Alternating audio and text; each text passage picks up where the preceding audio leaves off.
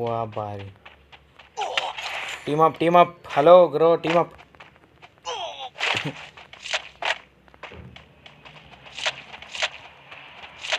ವಾ ಏನು ಗುರು ಹೊಡಿತಾನೆ ಇಲ್ಲ ಈ ಹುಡುಗಿ. ಓ ಹಿಂದೆಯಿಂದ ಹೊಡಿತೀನಿ ಗುರು ನಾನು.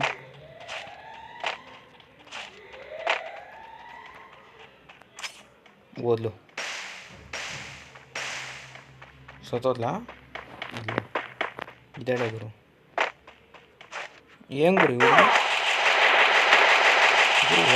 ಹೊಡಿಸ್ಕೊತಾನೆ ಅವನು ಹೊಡಿತಾನೆ ಇಲ್ಲ.